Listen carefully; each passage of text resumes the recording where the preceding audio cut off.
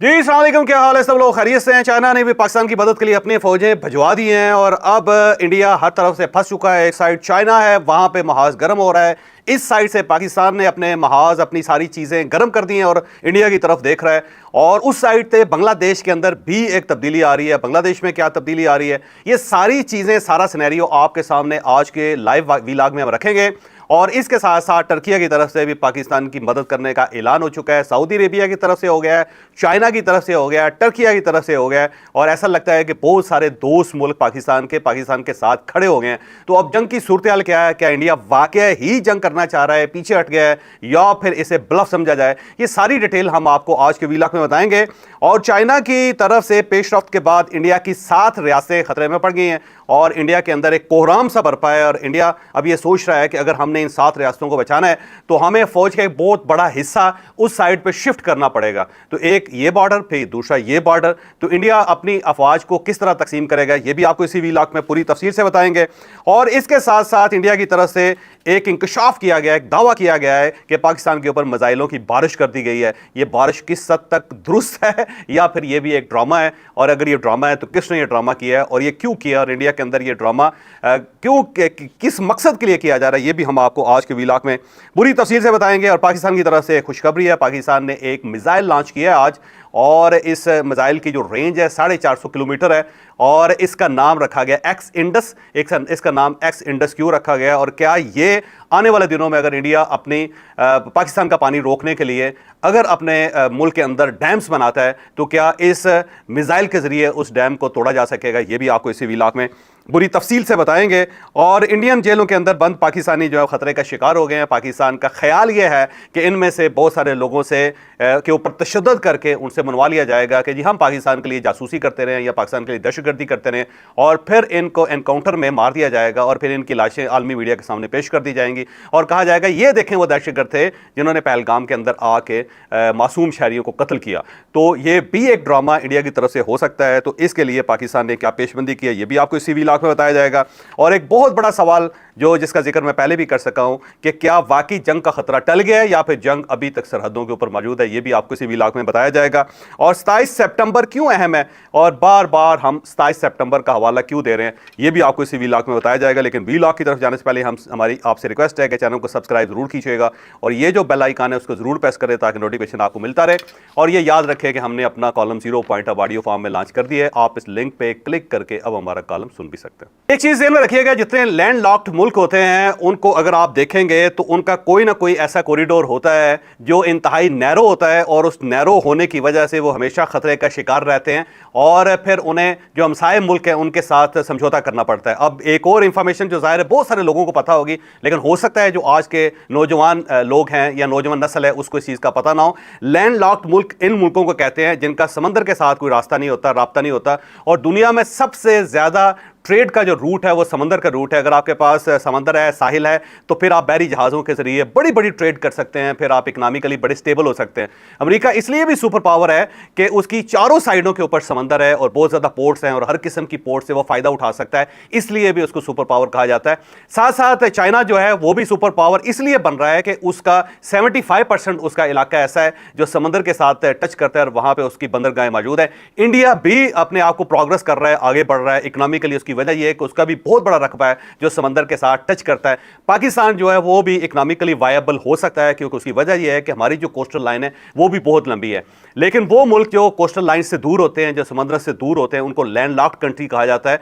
और ये जो मुल्क होते हैं कहीं ना कहीं किसी न किसी जगह पे इनकी एक चिकन नेक होती है जहां पे वो फंस जाते हैं, क्योंकि अगर उस नेक को दबा लिया जाए तो वो मुल्क सर्वाइव नहीं कर सकते। बिल्कुल इसी तरह जैसे कि चाइना और अफगानिस्तान और उधर ताजिकिस्तान और पाकिस्तान, इनकी भी एक चिकन नेक है जिसको पिछले दिनों में हमने बहुत ज्यादा उसके ऊपर डिस्कस किया था। इसको वाह खान की पट्टी कहते हैं। ये वाह खान की जो पट्टी है वो जो अफगानिस्तान का सूबा है बदख्शां, उससे निकलती है और आगे जाके दोनों साइडों से पिच की हुई है, ताजिकिस्तान की तरफ से और साथ पाकिस्तान की तरफ से, और फिर आगे चाइना के साथ जाके टच करती है। तो 4 मुल्क वहां पे एक जगह पे जमा होते हैं और जहां पे जमा होते हैं इसको वाह खान की पट्टी कहते हैं। बड़ी छोटी सी पट्टी है और इस पट्टी के ऊपर अगर कोई मुल्क कब्जा कर ले तो उसके बाद अफगानिस्तान के लिए सांस लेना मुश्किल हो जाएगा। मतलब अगर पाकिस्तान कब्जा कर लेता है तो चाइना के साथ, ताजिकिस्तान के साथ इसका रूट खत्म हो जाता है और बहुत बड़ा जो ट्रेड रूट था पुराना, जिसको इशारा रेशम भी कहते हैं, वो फौरी तौर पर खत्म हो जाएगा और चाइना के लिए और चाइना के साथ जो उनका रब्ता है वो खत्म हो जाएगा, तकरीबन तातुल का शिकार हो जाएगा और उससे अफगानिस्तान जो है उसको सर्वाइव करना मुश्किल हो जाएगा, उसके लिए उसकी सर्वाइवल का इशू बन जाएगा। सेम इसी तरह ताजिकिस्तान के लिए मसला बन जाएगा और अगर ताजिकिस्तान कब्जा कर लेता है तो फिर पाकिस्तान के लिए बहुत ज्यादा मसाइल पैदा हो जाएंगे, चाइना के लिए मसाइल पैदा हो जाएंगे।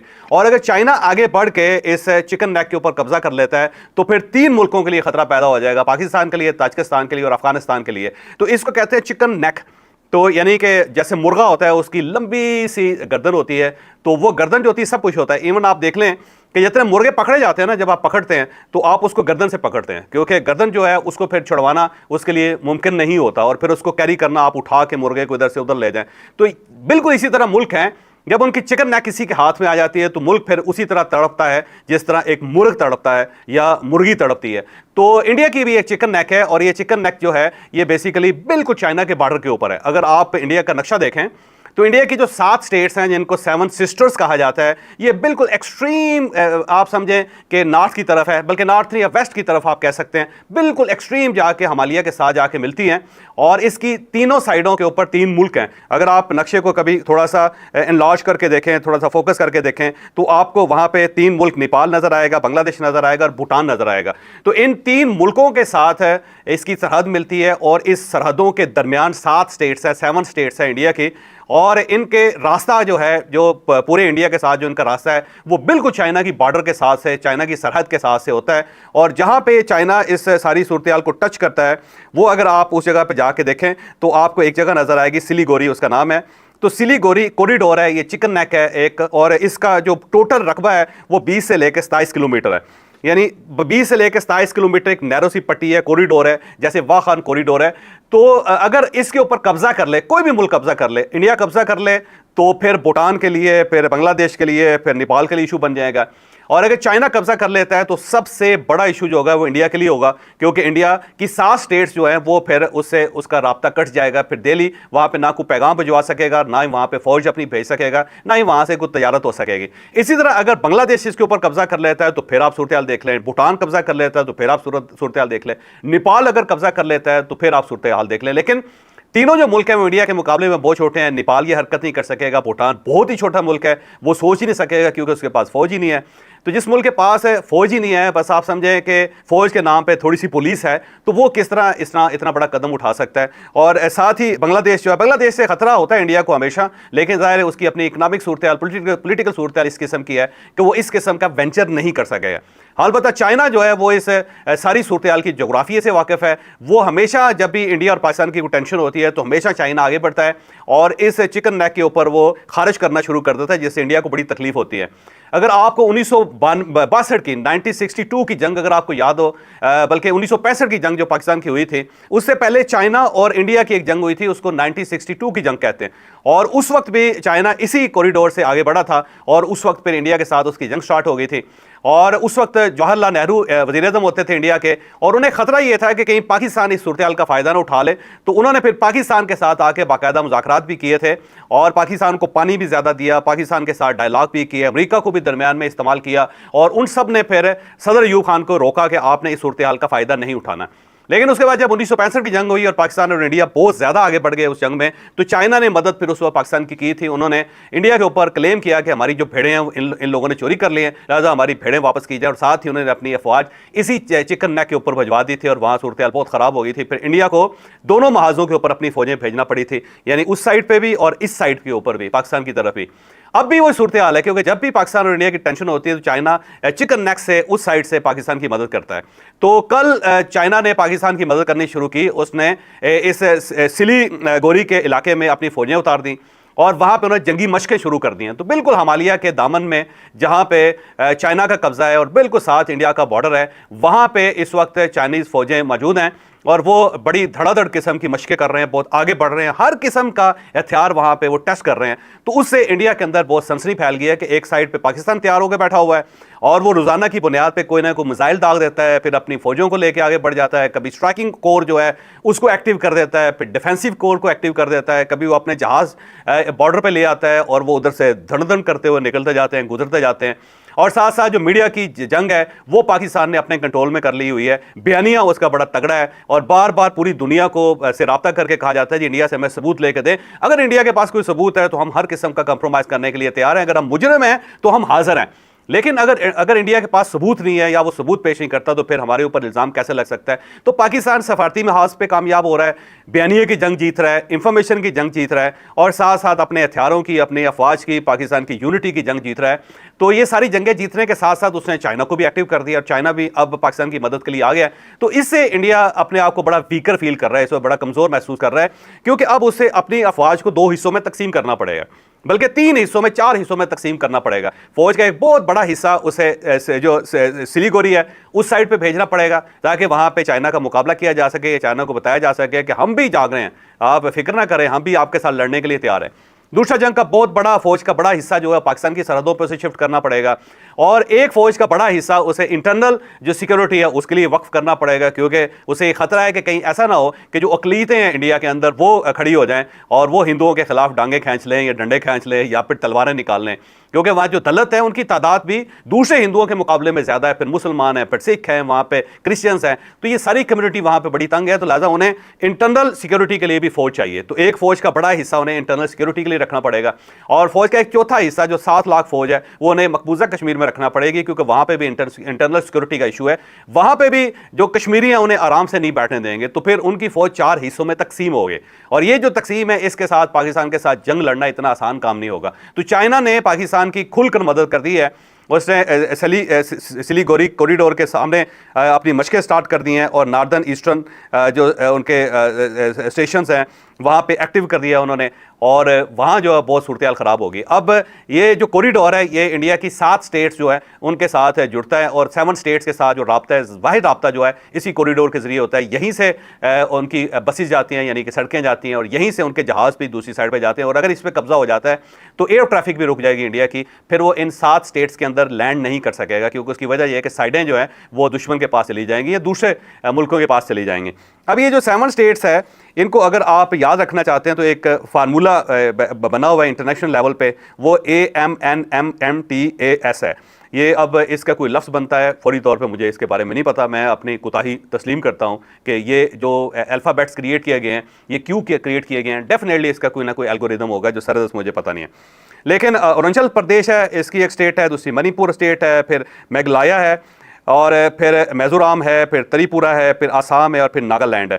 तो ये सारी स्टेट्स जो हैं ये बाद में इंडिया ने इनके ऊपर कब्जा किया था और इसको अपना हिस्सा बनाया था और बड़ा अरसा तक यहाँ पर जंगें चलती रही और आज भी यहाँ पर लैदगी पसंद की तहरीक चल रही है, बल्कि इनके साथ इनके अंदर एक माओइज़्म जो है उसकी भी एक तहरीक चल रही है, जो ज़ाहिर है जो बाकायदा स्टेट के साथ लड़ रहे हैं पिछले 75 साल से। तो इनको इन स्टेट्स को इंडिया अकेला नहीं छोड़ सकता, क्योंकि अगर चाइना आगे बढ़ जाता है तो फिर यहाँ पे जो लैदगी पसंदी की तहरीक है वो फिर मटीरियलाइज हो जाएगी, फिर ये स्टेट्स वापस से इंडिया को नहीं मिलेंगे।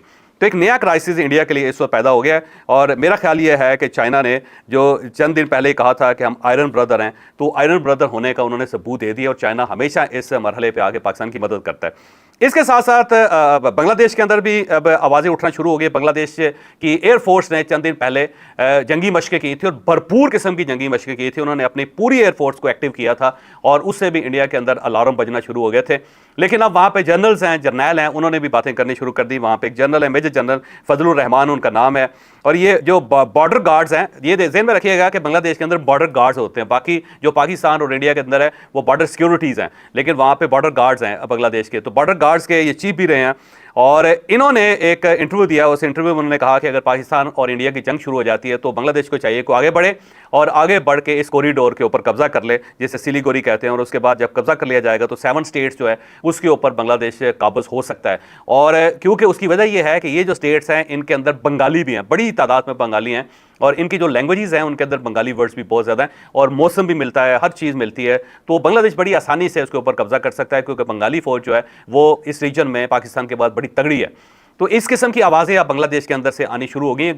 वो इतनी तगड़ी आवाज़ें नहीं है और ना ही बांग्लादेश इस लेवल पे जाएगा, क्योंकि ज़ाहिर उनके अपने पॉलिटिकल हालात ख़राब हैं। तो जब पॉलिटिकल हालात ख़राब हों तो ऐसा बड़ा वेंचर जो है किसी मुल्क के लिए इतना आसान काम नहीं होता। लेकिन सिंबॉलिकली बांग्लादेश की तरफ से भी पाकिस्तान की मदद की जा रही है या दोस्ती का इजहार किया जा रहा है, तो इससे भी इंडिया के अंदर को अफरा तफरी या उदासी या परेशानी इस वक्त फैल रही है।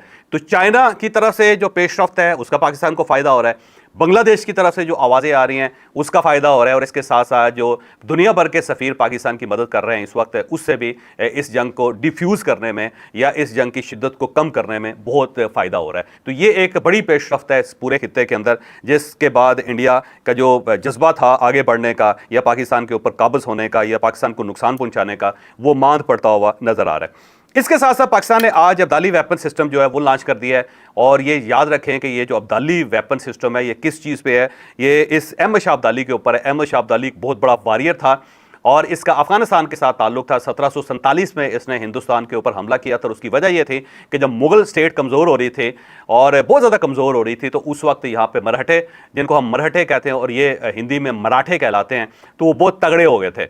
और ये तगड़े हो गए थे औरंगजेब आलमगीर के दौर पे, क्योंकि औरंगजेब आलमगीर ने दक्खन के साथ जंग स्टार्ट कर ली थी। 27 साल वो दक्खन में जंग करता रहा, जिसकी वजह से मुगल स्टेट बहुत ज़्यादा कमज़ोर हो गई थी, और उस कमज़ोरी का ये फ़ायदा उठाते हुए मराठे जो थे वो इकट्ठे हो गए, और इकट्ठे होने के बाद उन्होंने जो मरकज़ी स्टेट थी उसको कमज़ोर करना शुरू कर दिया था। और एक वक्त ऐसा आया था कि ये साफ लग रहा था कि मराठे जो हैं वो दिल्ली के ऊपर काबज़ हो जाएंगे और पूरी मुसलमान कम्युनिटी को, मुसलमान यहाँ पे जो नस्ल है उसको ख़त्म कर देंगे, क्योंकि मराठे मुसलमानों के ख़िलाफ़ थे।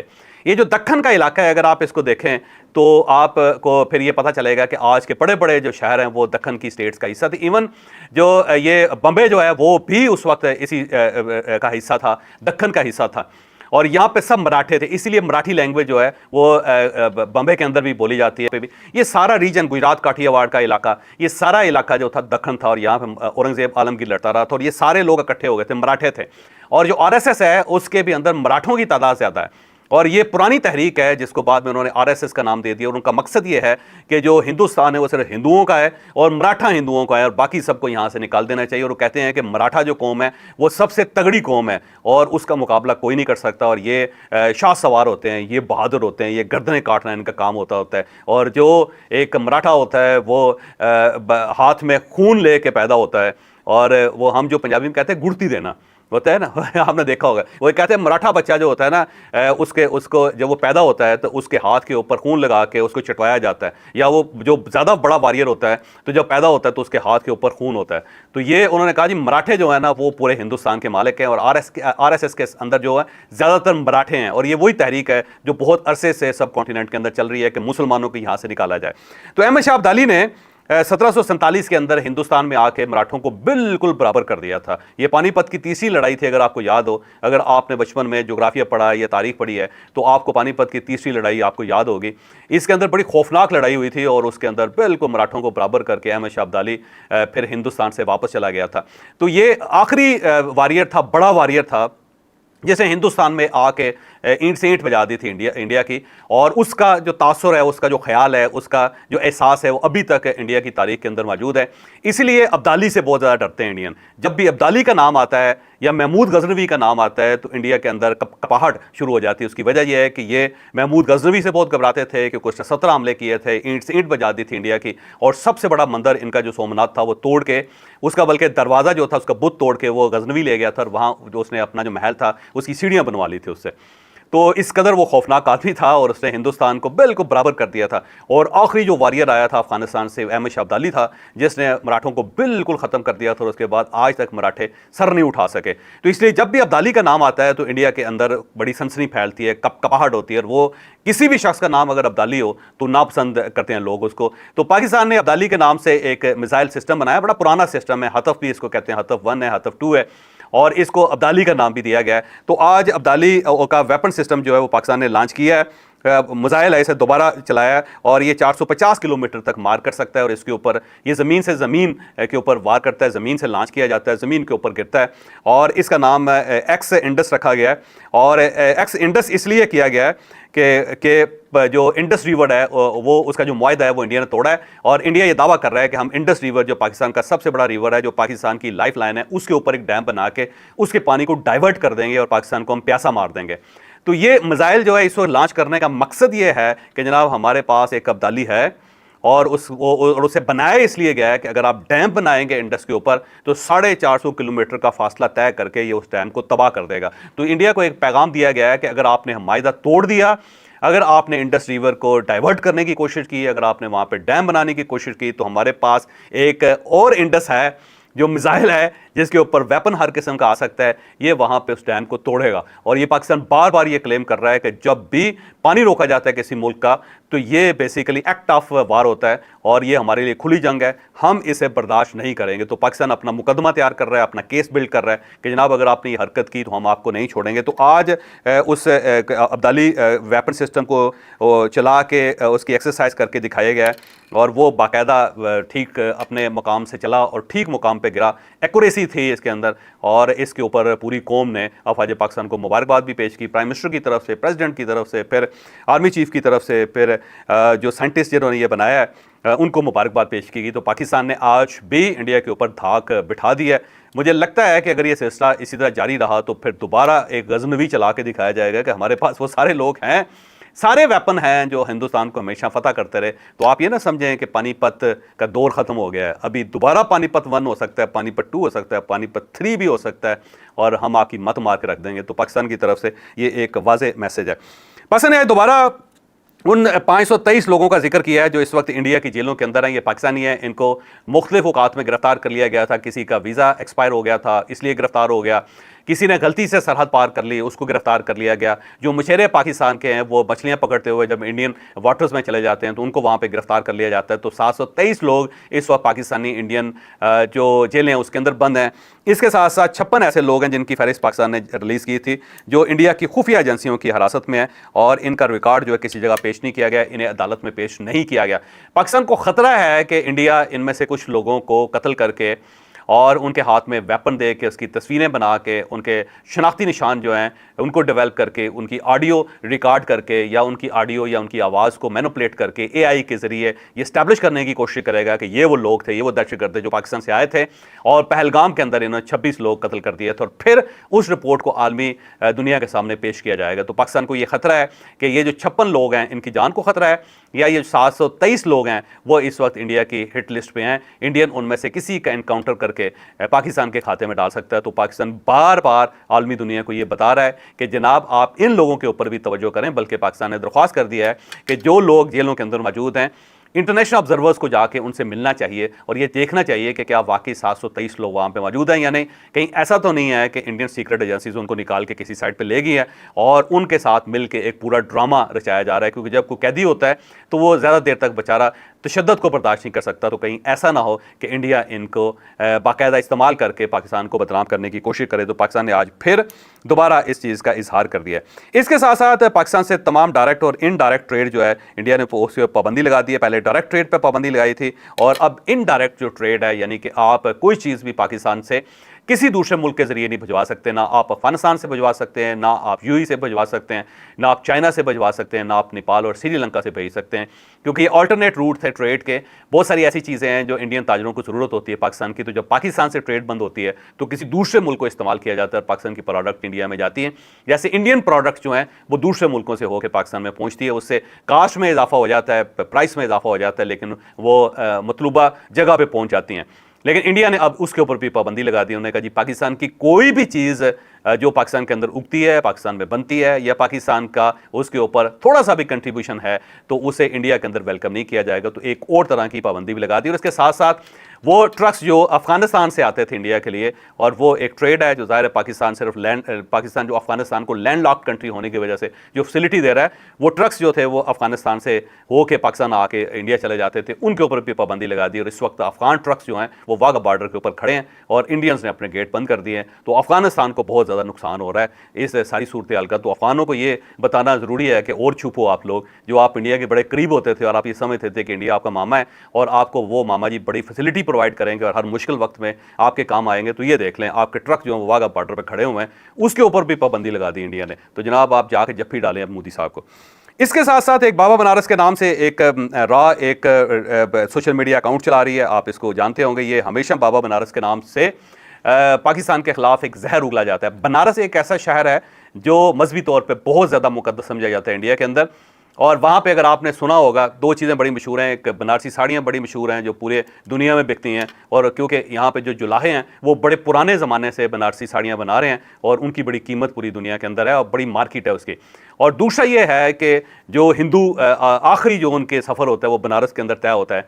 वहाँ पे बनारस के अंदर बड़े बड़े आश्रम हैं जो हिंदू, क्योंकि हिंदू जो अपनी लाइफ को 4 हिस्सों में तकसीम करते हैं, वो कहते हैं कि पहली लाइफ लर्निंग की है और आप ज़िंदगी को 4 हिस्सों में तकसीम करते हैं। फ़र्ज़ करें कि आपकी ज़िंदगी जो 80 साल की है, तो पहले जो 20 साल होंगे वो आपकी ट्रेनिंग के साल होंगे। आप पैदा होते हैं, तालीम हासिल करते हैं, कोई फ़न सीखते हैं, कोई हुनर सीखते हैं, अपने आप को पाँव पे खड़ा करते हैं। तो पहला फ़ेज़ जो 20 साल का वो है लर्निंग का फ़ेज़। दूसरा फ़ेज़ जब आप प्रैक्टिकल काम करते हैं, आप कोई हुनर सीख चुके होते हैं तो आप दुकान खोल लेते हैं, तजारत शुरू कर देते हैं। कोई क्राफ्टमैनशिप जो अगर आपने डेवलप कर ली, वो कर लिया, तजारत कर लिया, तो अगले 20 साल जो होते हैं वो आपके काम के साल होते हैं। तो अब हो गए 40 साल। उससे अगले जो 20 साल होते हैं वो ट्रांसफॉर्मेशन के साल होते हैं कि आपने अपनी जो नस्ल है, जो औलाद है, उसको ट्रेन करना होता है, आपने सब कुछ उसके हवाले करना होता है। माँ ने अपनी बहू को चाबियाँ सौंपनी होती है, उसे बताना होता है कि घर किस तरह चलाया जाता है, राशन कहाँ से खरीदना है, घर कैसे चलाना है, खाना कैसे बनाना है, मेहमानों की टेक केयर कैसे करनी है, हमारी प्रॉपर्टी कहाँ कहाँ है, ज़मीन कहाँ कहाँ है। बाप जो है वो पूरी तरह अपनी तजारत, अपना कारोबार अपने बेटों को सौंपता है, उसको ट्रेन करता है, उनको समझाता है कि क्या क्या करना है।